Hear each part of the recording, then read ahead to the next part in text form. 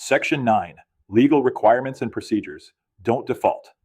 A few days after meeting with Steve, Melissa received a phone call from another realtor in her office. "I've got a homeowner who received the notice of trustee sale yesterday," the agent explained.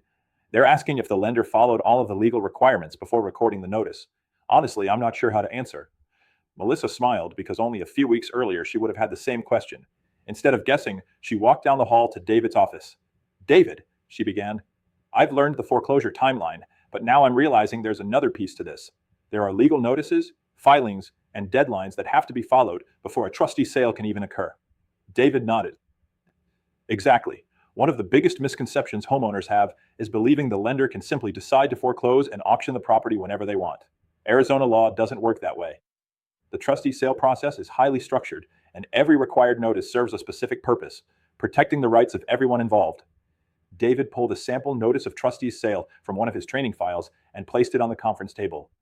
"This document is probably the most important document in Arizona's non-judicial foreclosure process." He explained that the notice of trustee's sale not officially begins the foreclosure process and must contain specific information required by ARS Section 33-808, including the trustee's name, the legal description of the property's address, the recording information for the deed of trust, the date, time, and location of the trustee's sale, and a statement advising that the property will be sold at public auction if the default is not cured. These requirements are designed to ensure transparency and provide adequate notice to borrowers, lien holders, and other interested parties. Melissa looked over the document. "So recording the notice is only the first step?" "Exactly," David replied. "Recording alone isn't enough." He explained that after recording the notice of trustee's sale, the trustee has several additional legal responsibilities. Copies of the notice must be mailed to the borrower and other parties with a recorded legal interest in the property. The notice must also be published in a newspaper for the period required by Arizona law and posted both on the property and in a public location. These requirements help ensure that interested parties receive reasonable notice before the scheduled auction. Melissa began making notes.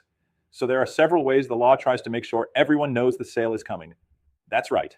David explained that the trustee must also document compliance with these notice requirements. The trustee prepares an affidavit of mailing, verifying that the required notices were mailed within the statutory time period, and obtains an affidavit of publication, confirming that the notice of trustee's sale was properly published. These documents help demonstrate that the trustee followed Arizona's statutory foreclosure procedures. Melissa paused before asking another question. "What happens if the borrower catches up on the loan before the auction?" David smiled. "That happens more often than people realize." Explained that if the borrower reinstates the loan, reaches another agreement with the lender, or the lender otherwise elects to stop the foreclosure, the trustee records a notice of cancellation of trustee's sale and notifies the appropriate parties that the sale will no longer proceed. This allows the foreclosure process to end without conducting the public auction. Melissa nodded. "So the trustee isn't trying to foreclose on anyone?" "No. The trustee simply follows Arizona law and carries out the lender's instructions while complying with all statutory requirements." David then explained that after a successful trustee sale, another important document is prepared, the trustee's deed upon sale. This document transfers ownership of the property to the successful bidder and is recorded with the county recorder's office to complete the transfer of title. If the lender is the successful bidder, the property generally becomes real estate owned, REO, until it is marketed for resale. Melissa had one final question. "I've heard agents talk about a lis pendens. What happens if someone files a lawsuit involving the property before the trustee's sale?" David smiled. "That's where title priorities become important." He explained that recording a lis pendens simply provides public notice that litigation may affect the property. However, if the deed of trust was properly recorded before the lis pendens, the deed of trust generally retains priority. As discussed in Arizona legal guidance, a pending lawsuit does not automatically prevent the lender from completing a trustee's sale. Parties seeking to stop the sale may need to pursue appropriate legal remedies through the courts. Realtors should never advise clients on litigation strategy and should immediately recommend that legal questions be directed to qualified counsel. Melissa appreciated how every piece of the process fit together. "So the lender makes the business decisions, but the trustee carries out the legal process." "Exactly." David explained that the lender, often referred to as the beneficiary, determines when a borrower has defaulted, authorizes foreclosure, establishes the opening bid for the auction, and may ultimately become the owner if no third-party bidder purchases the property. The trustee, on the other hand, serves a very different function. The trustee is responsible for carrying out the foreclosure according to Arizona law by recording notices, mailing required documents, publishing notices, conducting the trustee's sale, issuing the trustee's deed upon sale, and recording cancellation documents if the foreclosure is stopped.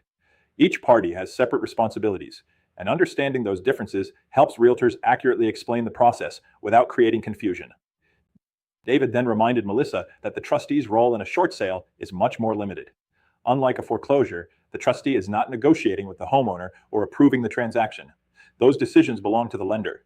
If a foreclosure has already been scheduled, the trustee simply follows the lender's instructions regarding postponing or canceling the sale once the lender authorizes that action. As Melissa returned to her office, she realized that understanding Arizona's legal procedures wasn't about memorizing statutes. It was about helping clients understand that the foreclosure process follows established legal requirements designed to provide notice, create transparency, and protect the rights of everyone involved. The more she understood those procedures, the more confidently she could guide clients through one of the most difficult transactions of their lives, while staying within the scope of her Arizona real estate license. In the next section, we'll shift our focus from foreclosure procedures to one of the most effective alternatives available to distressed homeowners, the Arizona short sale process, and examine how realtors can help clients navigate lender negotiations before a trustee sale becomes final. Online discussion. Discussion question 1. Why does Arizona require multiple forms of notice before a trustee's sale can occur? Answer.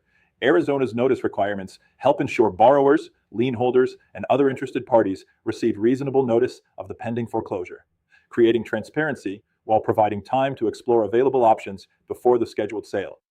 Discussion question 2. Why is it important for realtors to understand the different responsibilities of the lender and the trustee? Answer. Understanding each party's role allows realtors to accurately explain the foreclosure process, answer general transaction questions, and avoid creating confusion or providing incorrect information to clients. Discussion question 3. Why should realtors avoid interpreting the legal effect of a lis pendens or pending lawsuit? Answer. The priority of recorded interests and the impact of pending litigation involve legal issues that require attorney guidance. Realtors should explain the transaction generally, but refer legal questions to qualified counsel.